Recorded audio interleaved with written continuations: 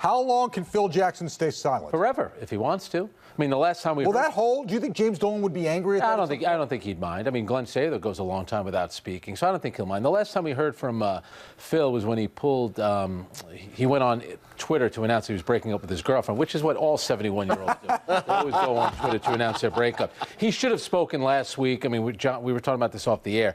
When the whole Derrick Rose thing went down, you need someone at that moment to prove that they're in charge of the organization, to give a face, a voice, and he wanted no part of it. That, to me, spoke volumes. Funny thing is, when he came in, didn't he say there was going to be more open transparency? More transparency? All those like corporate words that they like to use. Oh my God!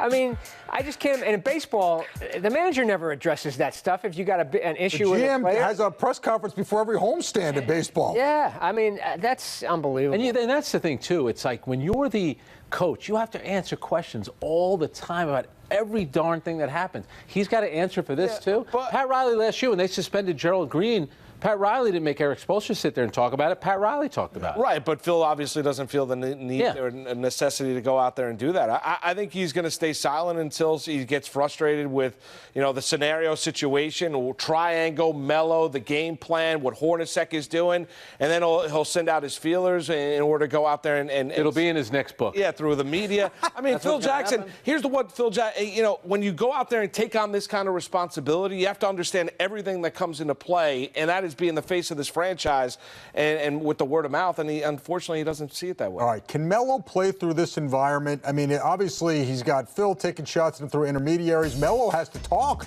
all the time, and he sort of had a nondescript game yesterday. Was a little less aggressive than normal. Frank, can he play through this? Yeah, he was, I think mentally he's a little out of it right now, and I think, deservedly so, because whenever your bosses, let this be a lesson to you, Jonas, whenever your bosses are taking little subtle shots at you through the media, it's one thing for the press to go after you. Here's his boss doing it all the time, and Carmelo always has to answer for stuff that Phil says about him, but Phil never has to answer. What do you think happened in that meeting the other day?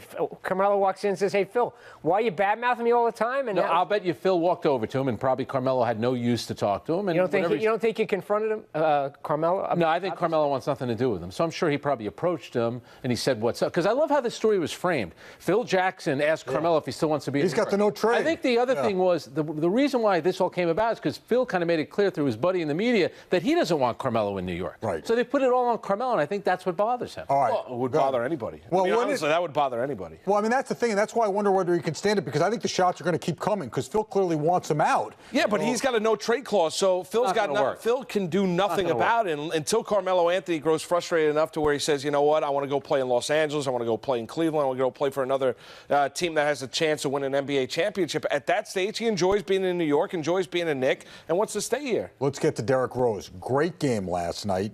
Can we see more of that version of Derrick Rose or not? Well, I think he's played like that offensively. He just has been really poor defensively, even though it was nice of him to tell the coach that he needs to push the team harder about defense. But not 30 points. Nice if it started with him. He's had some good games. He's very good going to the basket. My thing is, can you win big in today's NBA when you don't have a three-point shooting point guard? Like, the game has changed that much. Look at Isaiah Thomas, look at Kyrie Irving, look at Steph Curry. You kind of need that type of point guard. So he's very good, but I would say sell high. I do think they need to, if they're going to do that, they need to open the floor, though, and let him go pick and roll. Yeah, absolutely. That's the way for him to play. So you don't want them to run the triangle, is what you say. There you go. You're going to have to meet with Phil now.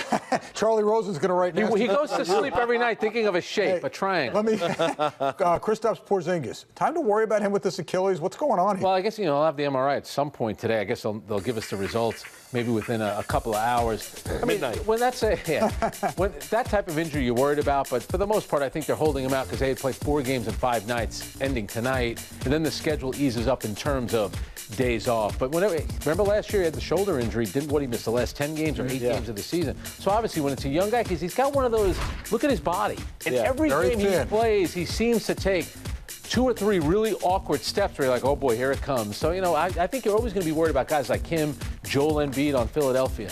Especially when you think about the future of this Knicks franchise, because it is Porzingis and lower leg injuries when you're looking at a guy that's 7'3". I know it's not a foot, I know it's not an ankle, but you're dealing with an Achilles. You want to make sure that this does not linger throughout the rest of the course of the regular season. So maybe I just remember what happened to Patrick Ewing off of it, and I know Patrick Ewing was much older when he dealt with it. Like 50 when that happened. Yeah, but it still scares me as a Knicks fan.